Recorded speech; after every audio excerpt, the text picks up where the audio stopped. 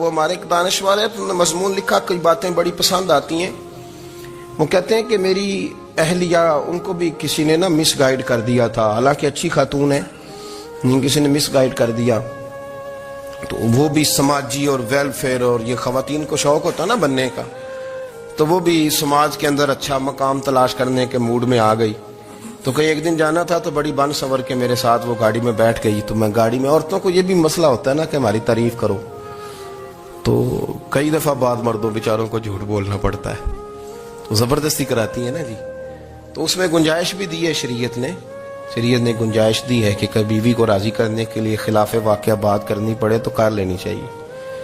تو وہ کراتی بھی ہیں. 3 موقع پر خلاف واقعہ بات کرنے کی اجازت ہے، واقعے کے خلاف بھی آپ بات کر سکتے ہیں. جنگ کے موقع پر 2 لوگوں کو صلح کرانے کے لیے اور بیوی کو راضی کرنے کے لیے کر لیں کوئی ایسی بات، بے شک اپنی طبیعت پہ جبر کر کے کر لیں، گنجائش ہے، اجازت ہے. تو وہ کہتے ہیں جب وہ گاڑی میں میرے ساتھ بیٹھی بن سور کے، تو وہ تقاضا کرنے لگی کہ میں نے بڑے اچھے کپڑے پہنے ہیں پر آپ نے توجہ نہیں کرائی. وہ سیاںا بندہ تھا، وہ چاہ رہا تھا کہ میری خاتون سمجھ جائے. وہ کہتے ہیں مجھے پتا تھا کہ بیچاری مس گائیڈ ہو گئی ہے، دل کی بڑی اچھی ہے، سیاਣੀ ہے، لیکن اس کو کچھ خواتین نے، کچھ لوگوں نے مل کے اس کو ذہن غلط کر دیا ہے کہ سماج میں نکلو، باہر جاؤ، کام کرو، فلاں کرو، اپنی مرضی سے جیو. تو میرے ساتھ گاڑی میں بیٹھی کہیں جانے کے لیے، تو مجھ سے کہنے لگی کہ آپ نے میری طرف توجہ ہی نہیں کی، آپ نے کوئی ذکر ہی نہیں کیا کہ میں کیسی لگ رہی ہوں. تو وہ کہتے ہیں میں نے اسے کہا کہ اگر تو ناراض نہ ہو تو پھر میں صحیح والی تعریف کر دوں. تو اس نے کہا کہ آپ کر دیں. تو کہتے ہیں میں نے درد سے اور خلوص سے اپنی بیوی سے کہا، خلوص کے ساتھ میں نے کہا میں تو روز گھر ہوتا ہوں، روز شام کو گھر ہوتا ہوں، اگر تو میرے لیے تیار ہوتی تو میں تیری تعریف کرتا، لیکن آج تو باہر جانے کے لیے تیار ہوئی، تو پھر ان سے تعریف کی امید رکھ جن کے لیے تو نے تیاری کی ہے. میرے لیے تیاری کرتی تو میں تو ہر شام تیرے پاس ہوتا ہوں. کہتے ہو میرے لفظوں میں درد تھا تو وہ بھی رو پڑی. وہ کہنے لگی آپ گاڑی روک دیں، مجھے باہر جا کے کسی کو راضی نہیں کرنا، میں نے اسے راضی کرنا ہے جس کو رب کریم نے میرا شوہر بنایا ہے اور میرے لیے منتخب کیا ہے میرے ماں باپ کو. میں واپس لوٹتی ہوں. یہ ایک پہلو ہے سلگتا ہوا، اس کو سمجھا جائے. عورت کو ویسے بھی قابو کرنا بڑا آسان ہوتا ہے. اعلیٰ حضرت بریلوی رحمۃ اللہ علیہ فرماتے ہیں بیٹیاں نازک شیشیاں ہوتی ہیں، ان کو تو ذرا سی چوٹ لگے تو ٹوٹ جاتی ہیں. دیکھیں کتنا بڑا جملہ کا بریلی کے امام، نازک شیشیاں، ذرا کوئی آدمی گمراہ کرتا ہے، ذرا خراب کرتا ہے. اب دیکھیں نا، یہ جو بچیوں کو بچے مس گائیڈ کرتے ہیں، انہیں بڑے بڑے خواب دکھاتے ہیں، وہ بیچاری ماں باپ کو چھوڑ کے، بہن بھائی کو چھوڑ کے اس کے ساتھ شادی کرتی ہے. پھر جو اس کا بعد میں اشر ہوتا ہے، آپ ادلیاں نو سردار پہن تکے تے شرما والیاں نو چوٹے ڈولیاں دے. پھر وہ بیچاری ماں باپ رکھتے نہیں، وہ ظلم کرتا ہے، تو کتنی بڑی تکلیف میں وہ بچی آ جاتی. نازک شیشی ہوتی ہے نا تو ٹوٹ جاتی. یہی حال اب جدید خواتین اور یہ جو کچھ اینکر پرسن ہیں، یہ اصل میں نا یہ آپ کو سیاست سکھاتے ہیں، لیکن یہ مادر پیدر آزاد لوگ ہیں، بالکل آزاد. یہ تو علماء شور نہ کریں، بات نہ کریں، گفتگو نہ کریں، مشائخ بات نہ کریں، اور یہ جو کچھ سنجیدہ اور دینی طبقہ ہے یہ کوئی شور نہ کرے، یہ تو روڈوں پہ ننگے ہو کے آ جائیں. معاذاللہ خوفناک نظریہ رکھتے ہیں یہ لوگ. عورت کو کہتے ہیں تیرے حقوق ہم تجھے لے کے دیں گے. مثلاً وہ کون سا حق ہے جو تم نے لے کے دینا ہے؟ میرے نبی کریم صلی اللہ علیہ وسلم اس کو بیٹی بھی بنایا ہے، اس کو بہن بھی بنایا ہے، اس کو ماں بھی بنایا ہے، اسے بیوی کا عالی شان رتبہ بھی عطا فرمایا ہے. اور چونکہ بیٹی کا بھی حق بڑا بیان کیا جاتا ہے، بہن کا بھی، ماں کا بھی. اور بیوی کے معاملے میں لوگ سمجھتے ہیں کہ زیادہ بات نہیں کرنی چاہیے، شاید مسئلہ خراب ہو جائے. حالانکہ نبی پاک صلی اللہ تعالی علیہ وسلم نے بیوی کے بارے میں پتہ کیا فرمایا؟ فرمایا جب تم نکاح کر لیتے ہو تو اپنا ایمان محفوظ کر لیتے ہو. اب میں اس کی شرح نہیں کرتا، اب خود کر لیجئے گا کہ وہ ایک ایسی شخصیت ہوتی ہے کہ جس کی موجودگی میں آپ کا ایمان محفوظ ہے. اب میں نہیں سمجھتا کہ اس سے بڑی بات کوئی اور ہو سکتی ہے، جس کی موجودگی میں آپ کا ایمان. اور بھائی یہ حدیث پاک عرض کر رہا ہوں، نکاح جب کوئی کر لے تو اس نے اپنا ایمان مکمل کر لیا. اس کا معنی یہ ہوا کہ آپ کا ایمان محفوظ ہے اس کی موجودگی میں. تو اس سے زیادہ بھی یعنی ایمان سب سے قیمتی چیز ہے نا, تو اس کے محفوظ ہونے کی وجہ حضور نے نکاح بیان کر دی. اب میرا خیال ہے بی بی اگر کوئی اس سے بڑا حقوق مانگے گی تو بے وقوفی کرے گی. اتنا بڑا درجہ نبی کریم نے اسے عطا کر دی, اتنا بڑا مقام دے دیا کہ تو خاوند کے ایمان کے محفوظ ہونے کا ذریعہ بن گئی ہے.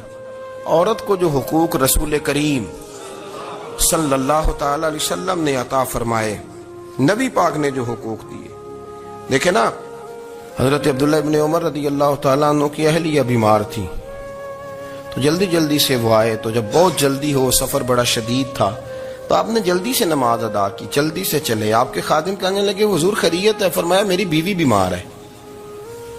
تو اس نے عرض کی حضور آپ کی اہلیہ بیمار ہے. تو آپ نے نماز بھی جلدی سے پڑھی, سفر بھی جلدی جلدی کیا. تو فرمانے لگے یہ وہ چیزیں ہیں جو ہمیں مدینے والے رسول نے سکھائی.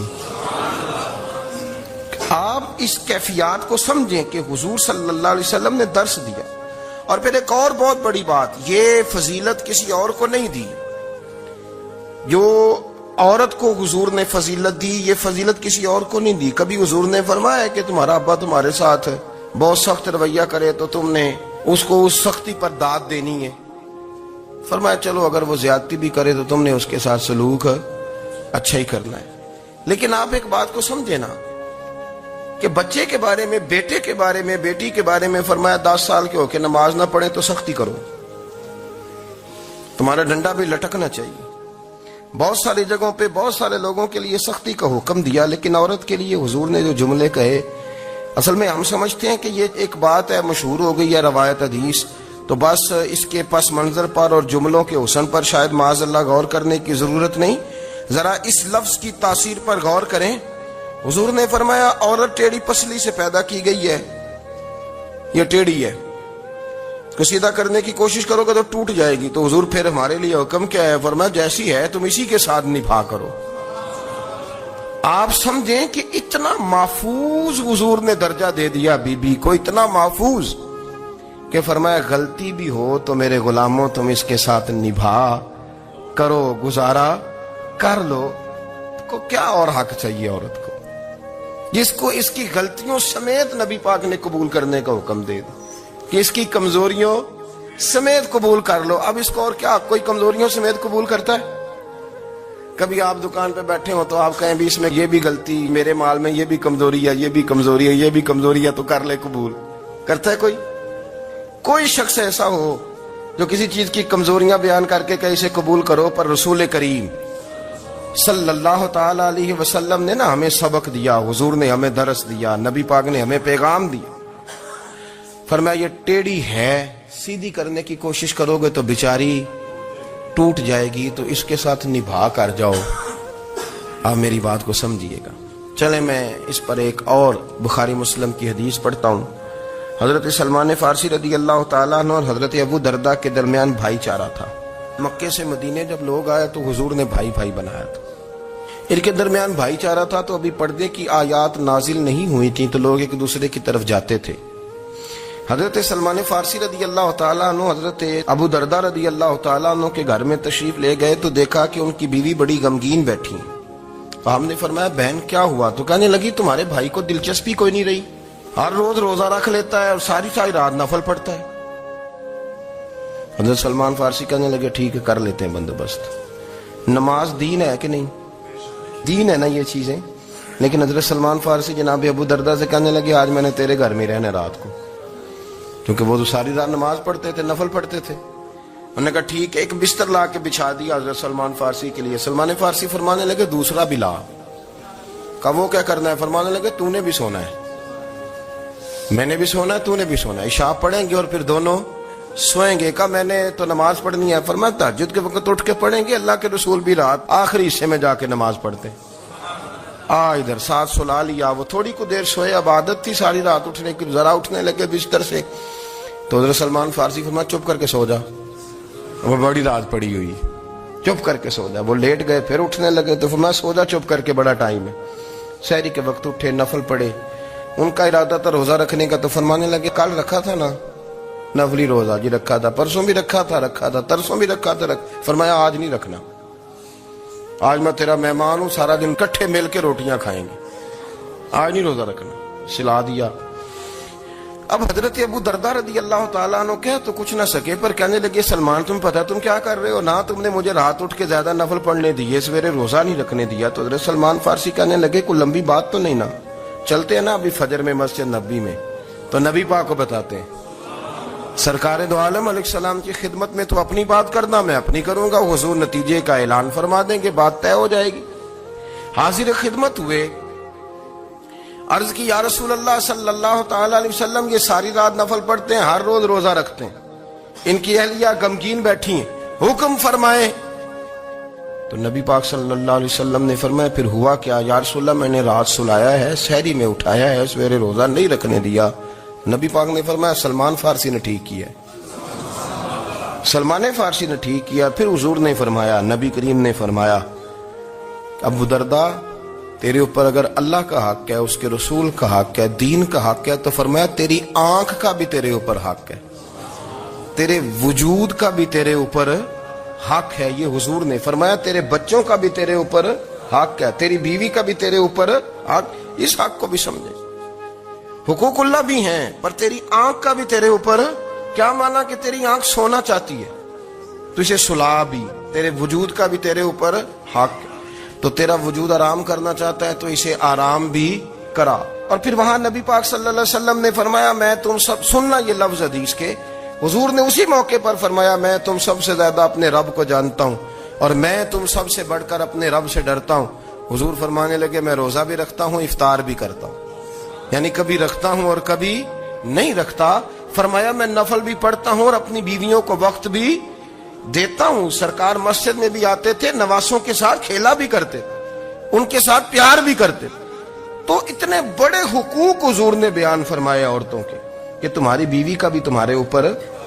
لو ایک حدیث بخاری کی اور یہاں بیان کر دیتا ہوں۔ ایک شخص نے آ کے عرض کی یا رسول اللہ صلی اللہ تعالی علیہ وسلم جہاد کے لیے تیاری ہو گئی ہے، صفیں بن رہی ہیں، مجاہدین کی تیاری ہے، تو میرا بھی نام لکھ دیا گیا ہے مجاہدوں کی لسٹ میں، لیکن یا رسول اللہ صلی اللہ تعالی علیہ وسلم میری بیوی نے حج کی تیاری کر لی ہے اور میرے دوستوں نے، صحابہ نے میرا نام مجاہدین کی لسٹ میں لکھ دیا، تو میرے لیے کیا حکم ہے؟ یہ بخاری مسلم ہے۔ تو نبی پاک صلی اللہ تعالی علیہ وسلم نے فرمایا جہاد پہ کوئی اور چلا جائے گا تو بیوی کے ساتھ حج کرنے جا، اسے محرم کی ضرورت ہے، وہ تیرے بغیر کیسے جائے گی؟ مجاہدین کو تو اور مجاہد مل جائے گا، پر تو اپنی بیوی کے ساتھ جانا۔ نبی پاک صلی اللہ علیہ وسلم نے مرد کو محافظ بنایا ہے، عورت کو مرد کا قیدی نہیں بنایا، بلکہ عورت کو حفاظت عطا کی اور مرد کو اس کا محافظ بنایا۔ اب بچیاں آزاد ہونا چاہتی ہیں، اور آزادی بھی وہ والی کہ جو بنیادی طور پر آزادی نہیں، فحاشی ہے۔ میں نے بہت پہلے کہا ہے کہ اسلام بیٹیوں کو قیمتی سمجھتا ہے۔ جس بندے کے پاس 20 تولے سونا ہو وہ چوک میں لے کے نہیں آتا، وہ قیمتی چیز ہے، اس نے چھپا کے رکھی ہوتی ہے۔ تو جو نبی پاک صلی اللہ علیہ وسلم کا کلمہ پڑھنے والے بیویاں، اسلام انہیں قیمتی سمجھتا ہے، کہتا ہے کہ تم قیمتی ہو لہذا گھر کے اندر رہو، تم باہر نہ ہو۔ لیکن عورتیں ہیں کہ ان کو بلا وجہ لوگ خراب کر دیتے ہیں اور بلا وجہ وہ اس مغالطے کا شکار ہو جاتی ہیں۔ اب آگے بڑھتے ہیں۔ قرآن مجید نے سورہ نور کی آیت نمبر 30 میں کہا کہ کل للمؤمنین یغضوا من ابصارہم، فرمایا کہ اے محبوب علیہ السلام مومن مردوں سے کہہ دو کہ اپنی نظریں جھکا کے رکھیں، اپنی نظریں۔ اور اگلی آیت میں فرمایا وَقُلْ لِلْمُؤْمِنَاتِ یغضضن من ابصارہن، فرمایا کہ اے محبوب مومن عورتوں سے بھی کہہ دو کہ اپنی نظریں جھکا۔ مرد بھی اپنی نظر جھکا کے رکھے گا عورت کی طرف، لیکن یہ ساری پابندی صرف مرد پر نہیں، عورت بھی غیر محرم کا چہرہ نہیں دیکھے گی، اس پر بھی اسی طرح نظر جھکانے کا حکم ہے، جس طرح کہ وہ ہر دکاندار کو بھائی جان کہہ کے گفتگو کرنے کی اس کو بھی اجازت نہیں ہے کہ وہ سمجھے کہ پابندی تو مرد نے کرنی تھی، میں نے تھوڑی کرنی تھی۔ وہ جس کے پاس جائے، جہاں بھی جائے، ڈاکٹر کے پاس جائے، باہر جائے، تو وہ جس طرح مرضی اس کا دل چاہے وہ بات چیت کرے، اس کی عورت کو بھی اجازت اسلام نہیں دیتا. بنیادی طور پہ اسلام شرم و حیا کا دین ہے. حیا کی بات کرتا ہے. حیا کی جب ہم تعریف کرتے ہیں تو حیا کی تعریف یہ ہے کہ کوئی کبھی چیز دیکھ کے نا تو آپ کی طبیعت میں کراہت محسوس ہو, آپ کوئی غلط جملہ منہ سے نکالتے ہوئے ذرا جھجکیں, آپ کوئی غلط بات کرتے ہوئے تھوڑا بوجھ محسوس کریں. ہمارے ہاں تیزی سے فروغ پایا ہے بے حیائی میں. سنگیوں کی محفلیں, یاروں کی محفلیں, اس میں غلیظ گفتگو ہوتی ہے الا ماشاء. جن دوستوں کو بڑی پاک صاف گفتگو کرنی چاہیے. دوستی کا رشتہ بڑا مقدس رشتہ ہے. جو یہاں ایک دوسرے سے پیار کریں گے جنت میں بھی اکٹھے داخل کیے جائیں گے. شرط یہ ہے کہ پیار اللہ رسول کی رضا کے لیے ہو, لیکن اس کے اندر اگر آپ کی گفتگو کچی ہو, کمزور ہو, فحاشی والی ہو, عریانی والی ہو. ہمارے ہاں تو اب اس کو لوگ فیشن سمجھتے ہیں, اس کو مردانگی کی علامت سمجھتے ہیں کہ وہ جی ساری باتیں جی وہاں ہو گئی اور جس کا جو جی چاہا اس نے کہا. آپ جب حیا کے دائرے میں ہوتے ہیں تو آپ خود بھی سکون محسوس کرتے ہیں. دیکھیں نا, آپ کو نیند سکون سے کہاں آتی ہے؟ جہاں کمرہ بند ہو, چاروں جانب دیوار ہے, اوپر چھت ہے, خالی دروازہ بھی کھلا ہوا ہو نا تو جب بندہ سکون لینا چاہتا ہے تو کہتا ہے یار ذرا دروازہ ذرا بند کر دو. وہ اچھی طرح اپنے آپ کو چھپا لیتا ہے نا حیا کے پردے میں, تو اللہ اسے سکون عطا کرتا ہے. اور جو اس سے بھی زیادہ ٹھنڈی نیند میں جانا چاہتا ہے وہ کہتا ہے لائٹ بھی بند کر دو. اب وہ مکمل طور پہ سمجھتا ہے کہ میں چاروں جانب سے چھپ گیا ہوں, اگر میں کھل کے بھی سو جاؤں گا تو میرا چونکہ پردہ قائم ہے تو مجھے کوئی دشواری نہیں ہوگی. آپ جب چھپ جاتے ہیں, جب آپ حیا کے اندر سمٹ جاتے ہیں, جب آپ چادر کے اندر آ جاتے ہیں تو آپ بہت ساری جگہوں پہ آسانی محسوس کرتے ہیں. تو حیا تو آپ کو سکون دیتی ہے, حیا تو دل کو راحت دیتی ہے. میں بڑی ذمہ داری سے بات عرض کرتا ہوں, قرآن مجید نے نا ایک مقام پہ مذاق کو, ایک مزاح ہوتا ہے خوش طبی, وہ نہیں مذاق, مذاق اڑانا. قرآن پاک نے نا مذاق کو ایک جگہ پہ جاہلوں کا طریقہ بھی قرار دیا ہے. بنی اسرائیل کے لوگوں سے حضرت موسیٰ نے کہا کہ گائے ذبح کرو اور ایک ٹکڑا مقتول کو مارو, زندہ ہو کے خود بتا دے گا مجھے کس بندے نے قتل کیا. تو کہنے لگے آپ ہمارے ساتھ مذاق کر رہے ہیں. تو قرآن مجید کہتا ہے کہ حضرت سیدنا موسیٰ علیہ السلام فرمانے لگے اعوذ باللہ ان اکون من الجاہلین. فرمانے لگے میں اللہ کی پناہ مانگتا ہوں کہ میں جاہلوں میں سے ہو جاؤں. یہ مذاق کرنا تو جاہلوں کا طریقہ ہے. اگر آپ کی زبان سے بے حیائی کا جملہ نکل گیا, اگر آپ کی زبان سے بے حیائی کا جملہ نکل گیا, آپ نے کہہ دیا کہ ہم آزاد لوگ ہیں, جو مرضی کریں گے, جو مرضی کہیں گے, جو ہمارا دل میں آئے گا کریں گے, تو پھر تو لوگ آپ کا وہ حشر کریں گے کہ آپ سے برداشت ہی نہیں ہوگا. جس کا لوگ مذاق بنا لیتے ہیں اور جو مذاق بن جاتا ہے پھر اسے کوئی جینے دیتا ہے. آپ حیا کی چادر میں چھپیں گے تو بچیں گے. اگر آپ نے اپنا مذاق بنوا لیا یہ کہہ کے کہ میں نے مرضی کرنی ہے, پھر یاد رکھنا چھپنے کو جگہ نہیں ملے گی, پھر تکلیف میں آ جائیں, پھر بہت بڑی اذیت کا شکار ہو جائیں. شرم و حیا, عرب کے اندر جو کواری لڑکیاں تھیں ان میں بڑی حیا ہوتی تھی. الحمدللہ میں بڑے فخر سے کہتا ہوں کہ میرے پنجاب کی, میرے پاکستان کی بیٹیاں بھی 20 دفعہ ان کا ابا کہے تیری شادی کرنی ہے تو وہ آنکھ نہیں اٹھا پاتی آج بھی. یہ تو وہ چند لوگ ہیں جو کہتے ہیں ہم ہائی کلاس ہو گئے, ہمیں نہیں پتا کہ وہ روشن خیال ہو گئے ہیں کہ روغن خیال ہو گئے, پتہ نہیں کدھر چلے گئے. ورنہ ہماری بیٹیاں آج بھی جب ان سے ان کا باپ, ان کی ماں بات کرتی ہے تیری شادی کی, تو وہ تو شرم کے ساتھ پچھلے سے پچھلے کمرے میں چھپتی ہیں. یہ اللہ نے فضل کیا ہوا ہے اس ملت پر. تو عرب کی لڑکی بڑی حیا والی ہوتی تھی, اس سے کوئی بات کرنی پڑتی تھی تو 20 دفعہ بات کی جاتی, پھر بھی وہ عورت چھپتی پھرتی تھی. حضرت عائشہ صدیقہ رضی اللہ تعالیٰ عنہ فرمانے لگیں میرے نبی پاک صلی اللہ علیہ وسلم عرب کی کواری لڑکیوں سے بھی زیادہ حیا کرنے والے. قاضی اعجاز مالکی نے, شیخ عبدالحق محدث دہلوی نے, دیگر بزرگ جو سیرت نگار گزرے انہوں نے لکھا ہے کہ نبی پاک صلی اللہ علیہ وسلم کے اندر 100 مردوں سے زیادہ طاقت تھی, 100 مردوں سے زیادہ طاقت. اب جو بات کہنے لگا ہوں, جو نتیجہ دینے لگا ہوں, اس پر خاص توجہ آپ فرمائیں گے. ذرا فکری طور پر, نظریاتی طور پر ایک چیز کو سمجھیے. ہم سمجھتے ہیں کہ جوان لڑکا ہے جی جو مرضی کرے, عمر ہے جی. آپ ذرا بات پر غور کیجئے گا کہ حضور صلی اللہ علیہ وسلم میں طاقت 100 مردوں سے زیادہ ہے. اور حیا کواری لڑکیوں سے بھی زیادہ ہے. ذرا اس بات کا تقابلی جائزہ کیجئے گا کہ طاقت 100 مرد